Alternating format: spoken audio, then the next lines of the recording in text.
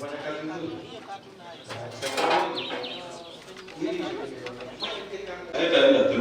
So you'll be considered as an applicant. Senior, so make sure that we'll try to make the communication very wide. It's timed. If we say that we are opening application for 1 month, it is strictly 1 month. One domain for Kenya, KE. I believe our digital share test, but website properly for you to function. www.uriri.ngcdf. Whichever accounts, whether it's small or capital, it will just go through. www.uriri.uriri. So we are trying to enrich you with information from the CDF side, but that one does not. World Wide Web.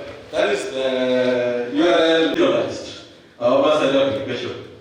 By show of hands.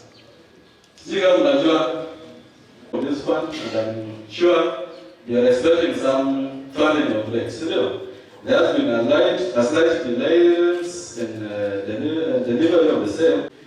Uriri CDF has been managing bursary funds for the last 7 to 8 years.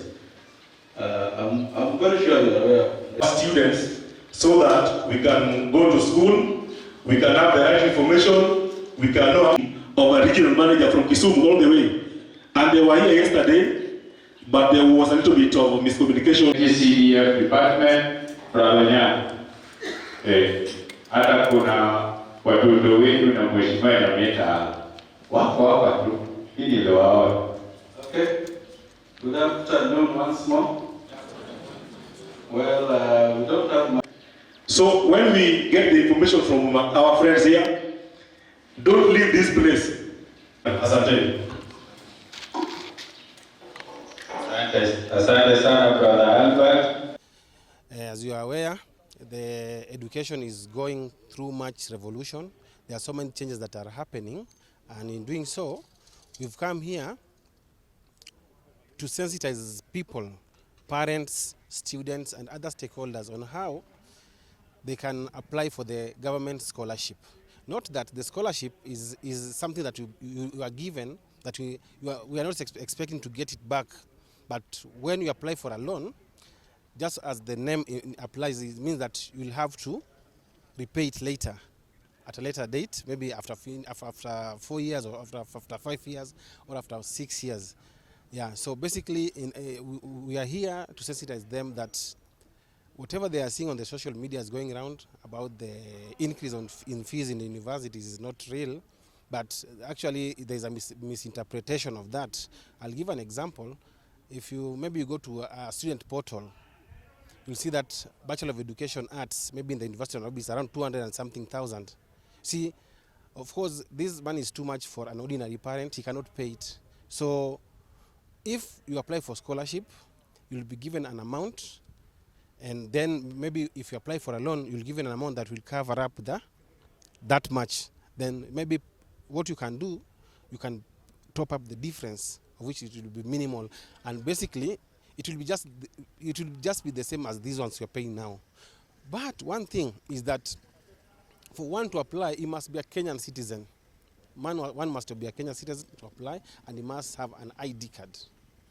Note that those ones that are applying for the loan are those ones that were placed in private institutions, because basically those ones that are placed in private universities, they are not eligible for scholarship, but they can get loans. Yeah, of course they'll also get the scholarship. They're applying just like the other people. Only that what I know is that the difference between the tuition fee for the TVET it's a bit lower. Yeah, institutions, those that are under the mainstream Ministry of Education. Yeah, scholarships and loans. That one is a misinterpretation. You see, placement service places any student that sat for KCSE exams. The only problem comes when we want to apply for scholarship, because you see, when you are below 18, you cannot get it because you don't have an ID. But basically, we place all students unless you didn't apply. And for those students who did their KCSE and never applied, they still have a chance of doing that by requesting, by writing a letter to the CEO requesting for placement. Yeah. Okay. I want to make it very clear. Even the underage, but they did the Form 4 exams, they'll be placed. The only problem is that they cannot apply for the scholarship. So you see, this is a matter of legislature. It is something that has to be addressed, because if you're a Kenyan citizen, I believe you have the right to get that particular service or benefit. We are aware that there's a new formula for university fundings, and it is because of this that has occasioned the meeting for today. We've received a lot of queries from the students and parents about the new funding for universities, students, TVETers, and teachers training colleges. Initially, you see, if you are a political leader, most of these parents, they'll come to the member of parliament to seek assistance in terms of fees payment. So the main reason that these parents are coming is because there's lack of proper information and guideline in terms of how the funding works. And that's the reason why we called a meeting today, and we invited different bodies to come and assist us so that we can enlighten the students and the parents on the funding mode. Here with us, we have the COOPs that are giving a presentation. We also have the HELB that will give a presentation, plus other bodies such as the national government CDF, so that we can assist the student with the information so that they can be admitted in universities. Actually, we have been informed by the officers who are here that this is the first constituency within the Migori County that has arranged this kind of a meeting. The other sub-counties, I can't talk on their behalf because our member of parliament, Mheshimiwa Mark Nyamita, is a member of parliament for Uriri. So actually we just organized for Uriri constituency so that we can assist and help our students so that they can have the right information that about the funding, so that when they join the universities, they are able to cope up and to comply with all the requirements. Those are cases that are common because you'll find a student who has not reached the age, maybe is shy of the 18 years old to get a national ID, but they've been placed to different institutions. I think as the Office of Member of Parliament for Uriri, and through coordination with our Mheshimiwa, we'll try and intervene on behalf of them through the relevant bodies, because actually we don't give national IDs. There's National Registration Bureau that gives IDs. So we can try to consult between the National Bureau of Registration and the COOPs so that we can bring this to limelight that we have students who have not reached the actual age, and if there's any consideration that can be made so that they can access the services, that will be of benefit to everybody. Today we have a meeting here. We are meeting with the Form 4 leavers who are joining the university. This is an exercise to sensitize them on how to apply university courses, and then how to apply loans, the COOPs, the HELB loan, and the others. So this is an exercise that we intend to make the student to be aware how to do it, since there's a new process. It is a new process of doing it, so our student may not be knowing it very well. So that's why this meeting was called, so that the student can be sensitized and can be able to make right choices and make good application for the loan. Then the CDF team is also here, because the bursary that we'll be awarding will consider how much loan students have been able to get from the HELB, and then basing on that, the NGCDF committee will award an amount that will be enough to cater for the school fees for the whole year. So that's why we call them, so that we can, the COOPs or the HELB people can help us in funding the student school fees. This is because CDF alone cannot be able to pay all the amount for the school fees for the student. So the help people will help us a lot to ensure that students are in school.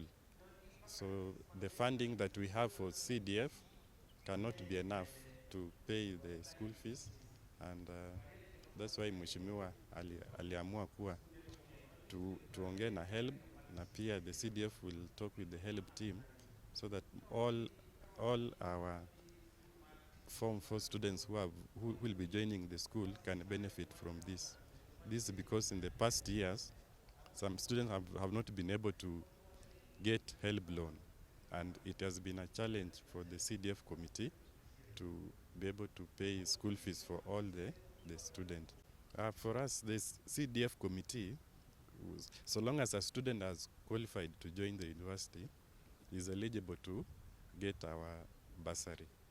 So depending on the bursary funds available, they'll be able to be awarded bursary so that they are able to continue with their studies. So for us, we don't mind whether you don't have an ID, so long as you have joined, so long as you give us your admission letter and the fee structure, then we'll award you bursary. So and the vulnerable and the poor, total orphan, we normally award full bursary. So it's like we can pay the full school fees for the whole year. So up to the amount the committee can afford, the number of students.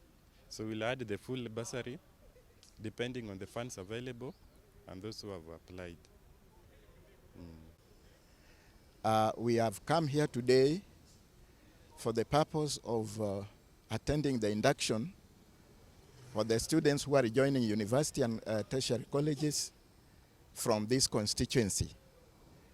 A team from COOPS and HELB have also come to induct the students on how they can fill the forms which will enable them to get assistance from those departments of the HELB and the COOPS. Our part as the MGCDF board members, we normally provide bursary to the students who have applied, and the application nowadays that we are doing here in Uriri is done through online. This one now caters for all students who will qualify for the award. All students from from the family can apply, but we shall always only consider one student per household that may benefit from our bursary.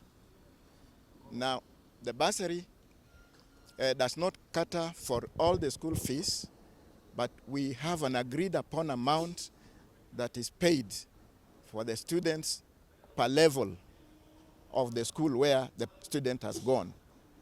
Those who have gone to boarding schools get more than those who have gone to day schools.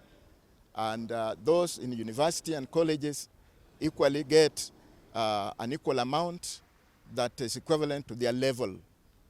For that, this also depends on the amount of money that has been disbursed to our constituency, majorly for the bursary. The needy students, now it will depend on the level of the need that the student may have. Some are vulnerable, others are also not just able because the parents are overburdened. So what we do, we sponsor some of them. The committee liaises with the MP to sponsor some of the very needy students to get on with their education. And those who are underage, we normally ask them so that, for them to be assisted by the HELB and the COOPS, we normally ask them to get some confirmation or recommendation letters from the chief and such offices like the DO's office to confirm that they are people who have not reached the age of attaining of attaining the ID cards. This letter, together with the application forms, can help them to access the COOPs and the HELB loan funds that may make them progress well with their education at that level. The Right Honorable MP Ogola Nyamita, and we are proud of him for the work he's doing, and he's always proving high concern concerning education, and the entire constituency is very proud of him. Some of our students are total orphans, have orphans which they cannot manage paying the school fees or the university school fees. So, and some are also very poor. They can't manage. That without this promotion of scholarship and the help, perhaps they may not continue their learning and they may not achieve their dream. So, in this one, we are proud because it is going to help the students to achieve whatever dream they have, to accomplish their education through this scholarship. A good number of Uriri, we are mostly peasant farmers. We cannot manage the university school fees at now. Without scholarship, perhaps most of the students will never manage it. And this means they are going to default. So on this scholarship, we believe if it is going to go through, we will have more graduates. And the learning in this constituency is going to be promoted in a high level. Na mtoto, na ni mjukuu wangu, sio mtoto. Alafu ni mimi ndio nawaangalia, wako watatu. Mmoja alimaliza last year Uriri high school. Mmoja yuko form 3, mwingine yuko form 2. Kwa hivyo wakati nilisikia mheshimiwa amesema tuje kama atatusaidia. Wakati alikuwa Uriri primary nilikuwa hapo, na akasema tuje tuangalie kama anaweza kutusaidia, na mimi ninaamini anaweza kutusaidia kwa sababu mimi huyu mtoto nimemfundisha na hiyo ya mheshimiwa Nyamita, kwa sababu yeye ndiye amenipatia kila mara, ananipatia pesa ya kumpeleka shule, na hata shule nina arrears mingi. Wakati ilifika aende alete school living, nilienda kwa mheshimiwa Nyamita, akanipatia pesa kidogo nikapeleka, lakini bado arrears bado iko. Kwa hivyo ninaamini hii scholarship tumekuja tupate ili isaidie watoto kuenda shule, kwa sababu watoto wengi hawataenda shule kwa sababu ya school fees. Kwa hivyo upande wangu nimekuja ili itusaidia, na najua itatusaidia wote, kwa sababu hata saa hii kuna pesa waliitisha 2,000 ya ili apate njia ya kusaidiwa, na sijalipa. Kwa hivyo ninajua kama sitapata hii ataenda kusaidia. Sasa sioni vile nitawasaidia, kwa sababu mimi ni mtu wa biashara wa hapa Uriri, ni ya kuuza mboga kwa soko. Kwa hivyo ninajua sitawasaidia, watakaa. I want to thank our area MP, Honorable Nyamita, who has allowed us to come to this institution to witness exactly what the government meant by the term this scholarship called government fund. Again, I want to thank the government who has also made it in order to assist us to join our different universities. Personally, I come from a very vulnerable background, and this scholarship is even going to assist my parents not to spend more not to spend money which of course you don't have. He's now going to spend less just on other accommodation instead of now me remaining home minus going to school. Yes. And I thank God for this day that he has given to us, and Mheshimiwa Marco Nyamita for organizing this occasion so that he can help so many people who have not been able to access to this point, and those who are not able to access school fees, so that they can be able to be helped due to this government fund which will help them. And I personally, as I joined Moego TVET Institute, HELB has helped me in paying my school fee, and making my parents easy work for not working hard, for not being impressed with this work of how to get money. Now I'm a beneficiary, and now last we were being benefited from COOPS, but now it has been given another way of application. So that is the way we want to know again how we can get access to it. So for me, I have been beneficiary. So it has been beneficiary to those who are willing, and this has been a very wonderful occasion that has made so that so many people can be aware about of that. Today is our day. Yeah, we came here due to some of us doesn't know how that application are done, but I think after we've come out from this place, we'll be aware of that thing. Yeah. Now, the higher education scholarship program caters for all those people who are poor, extremely poor, and those, I think it caters for everybody. Yeah. Matarajio yangu ningependa tu kushukran kupeana asante kwa MP wetu Mark Nyamita kwa kutuletea kwa kutujali kwa masomo kama sisi wanafunzi wenye hawajiwezi.